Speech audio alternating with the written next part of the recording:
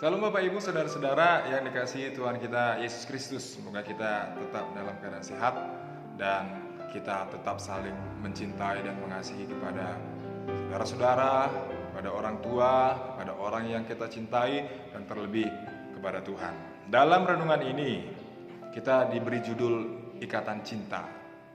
Ikatan Cinta. Mengapa renungan ini saya berikan dengan judul Ikatan Cinta? Ada sesuatu hal yang besar yang akan diberitahukan oleh firman Tuhan bagi kita pada Minggu 18 April 2021 ini.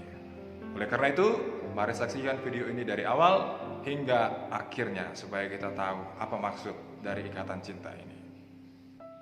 Oleh karena itu, sebelum kita mendengarkan firman Tuhan, kita berdoa.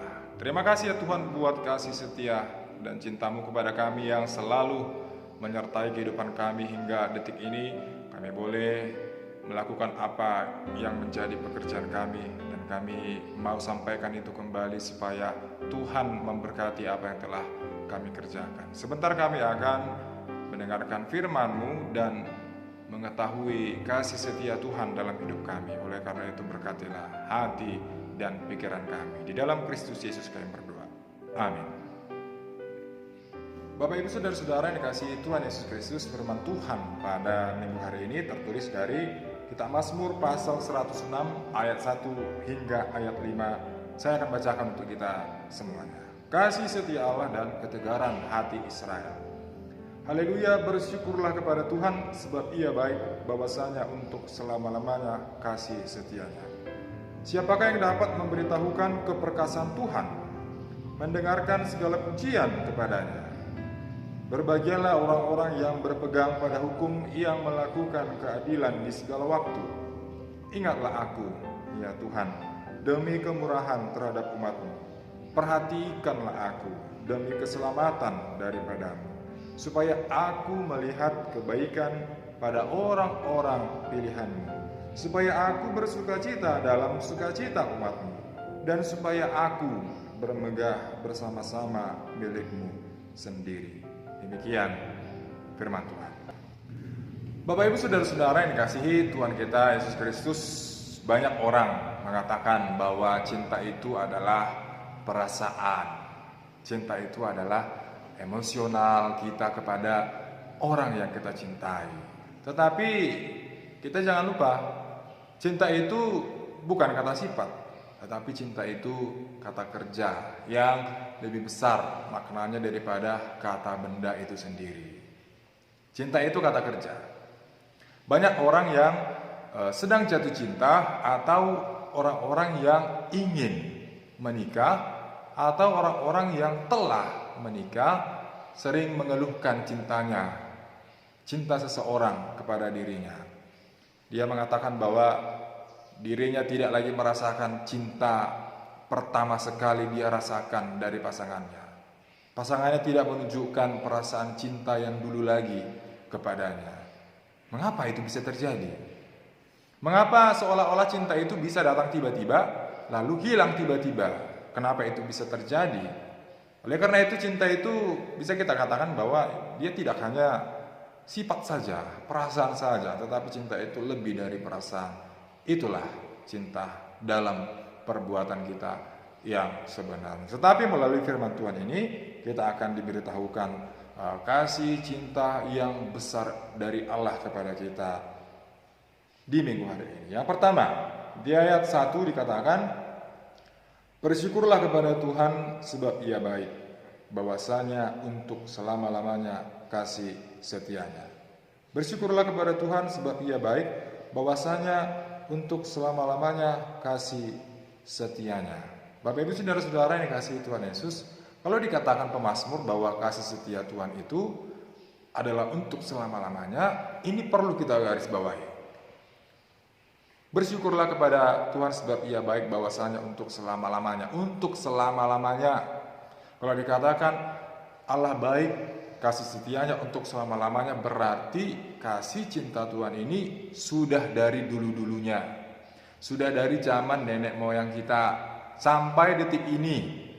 Yang mau dikatakan bahwa Allah itu baik, Allah itu pengasih dan penyayang. Kasih Allah itu tidak hanya perkataan saja bahwa Allah itu kasih. Kasih Allah dari selama-lamanya, untuk selama-lamanya. Berarti perbuatan Allah mengasihi kita, cinta Allah itu, kasih Allah itu terdapat dalam perbuatan dan pertolongan kita selama hidup kita ini. Dalam pertolongan Tuhan kepada kita, itu menunjukkan bahwa Allah pengasih dan penyayang kepada semua orang. Allah adalah pengasih dan penyayang. Berbeda dengan kita manusia. Cinta kita tidak seperti cinta Allah kepada kita. Ya. Kalau ada orang yang saling mencintai, yang lagi sayang-sayangnya mengatakan demikian. Kunci hubungan seseorang kepada pasangannya adalah saling percaya. Ini adalah perkataan yang sering dikatakan oleh kaum muda. Hubungan yang baik itu akan bertahan kalau kita saling percaya. Ini adalah perkataan orang-orang yang sedang jatuh cinta. Saya mau katakan, jangan percaya kepada orang lain. Percayalah hanya kepada Tuhan. Bagaimana mungkin kita mengatakan saling percaya? Ada yang sedang berpacaran jauh jaraknya, LDRan gitu ya. Berkilo-kilo, beribu-ribu kilometer, tapi sang pacar mengatakan kita harus saling percaya. Saya mau bilang, hanya percayalah kepada Tuhan, jangan percaya kepada manusia. Mengapa ini kita katakan? Cinta itu tidak hanya dirasa, tetapi cinta itu justru akan terbukti dari perbuatan kita kepada orang lain. Bukti bahwa kita cinta itu tertuang dari perbuatan kita, itu terlihat dari perbuatan kita kepada orang-orang yang dicintai. Demikianlah dikatakan Raja Daud, bersyukurlah kepada Tuhan sebab ia baik, bahwasanya untuk selama-lamanya kasih setianya. Raja David mengatakan bahwa Tuhan adalah pengasih dan penyayang, dan perbuatan cinta dan kasihnya itu sudah terbukti dari dulu-dulunya, dari zaman nenek moyang kita, bahkan hingga detik ini Allah adalah pengasih dan penyayang. Itu yang pertama. Di ayat 2 dikatakan, siapakah yang dapat memberitahukan keperkasaan Tuhan, memperdengarkan segala pujian kepadanya. Satu pertanyaan dari Raja Daud kepada kita sekalian. Siapakah yang dapat memberitahukan keperkasaan Tuhan dan memperdengarkan segala pujian kepadanya?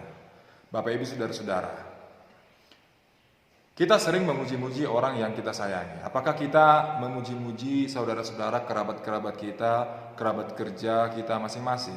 Apakah kita memuji-muji orang tua kita masing-masing, atau kita memuji-muji pasangan hidup kita masing-masing? Mengapa kita memuji-muji orang yang kita sayangi itu?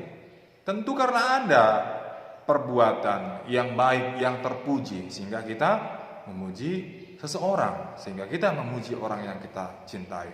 Tidak mungkin kita mengatakan pujian ini, kaulah bulanku, kaulah bintangku, kaulah segalanya, tapi tak ada perbuatan yang baik, tak ada perbuatan yang terpuji darinya. Sama halnya dengan pujian kita kepada Tuhan. Jika dikatakan Raja Daud, siapakah yang mampu memperdengarkan keperkasaan Tuhan, ya, memperdengarkan segala pujian kepada Tuhan? Tentu tidak hanya orang yang tahu bahwa Tuhan itu pengasih dan penyayang, tetapi yang juga merasakan kasih setia Tuhan, yang juga merasakan pertolongan Tuhan. Itulah orang-orang yang mau memuji-muji Tuhan, yang mau memberitahukan keperkasaan Tuhan di dalam hidupnya masing-masing. Itu yang kedua. Oleh karena itu Bapak Ibu saudara-saudara, jika ada orang yang mengatakan, kenapa saya tidak merasakan cinta yang dulu lagi dari pasangan saya, dari istri saya, dari suami saya, dari orang tua saya, perlu dipertanyakan, apa bukti cinta kita kepada seseorang itu? Mengapa seorang istri atau seorang suami tidak lagi merasakan cinta dari pasangannya? Maka kita tanyakan dulu, perbuatan apa yang sudah kita tunjukkan kepadanya bahwa kita cinta kepadanya. Jangan hanya mengatakan kaulah bulanku, kaulah bintangku, tetapi perbuatannya tidak ada pertanggungjawaban dari seseorang itu.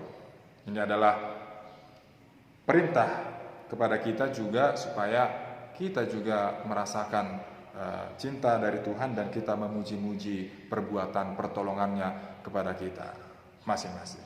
Di ayat 4 dikatakan, "Ingatlah aku ya Tuhan demi kemurahan terhadap umat-Mu. Perhatikanlah aku demi keselamatan daripadamu." Perkataan Daud ini mari kita ingat kembali dan kita simak dengan baik. Ingatlah aku. Aku itu menunjuk kepada satu orang. Ingatlah aku ya Tuhan demi kemurahan terhadap umat-Mu. Ingatlah aku demi kemurahan. Ingatlah aku demi keselamatan daripadamu. Bapak Ibu Saudara-saudara, ini adalah permohonan khusus dari seorang Raja Daud kepada Allah. Ini adalah permohonan khusus dari Raja Daud kepada Allah supaya Allah melihat dirinya, supaya Allah mempertimbangkan hidupnya, supaya Allah melihat dirinya itu, supaya Tuhan tidak jadi murka kepada bangsa yang tidak mencintai Allah, supaya Allah tidak menghukum bangsanya karena tidak mencintai Allah. Tetapi Raja Daud mengatakan, lihatlah aku, perhatikanlah aku.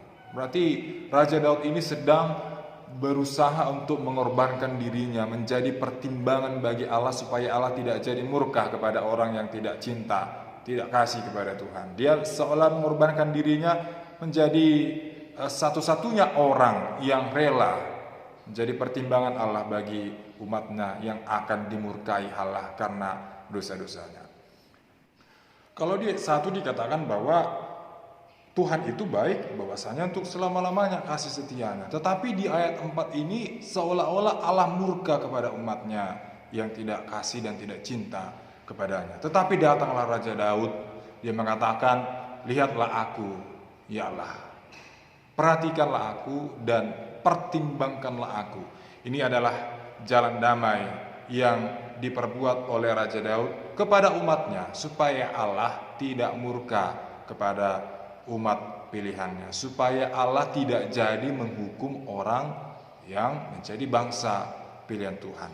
Maka dari sikap Daud ini, Raja Daud ini, kita diajarkan dan diperintahkan bahwa kita tidak hanya sebagai orang yang mengatakan Allah cinta kepadaku, tetapi kita juga menjadi orang yang pertama yang menunjukkan dan menghadirkan kasih Allah kepada semua orang. Kita tidak hanya mengatakan bahwa aku cinta dia, aku cinta orang tuaku, aku cinta saudara-saudaraku, tetapi mari menjadi orang yang pertama yang menunjukkan bahwa dan yang menghadirkan cinta itu dalam kehidupan kita masing-masing.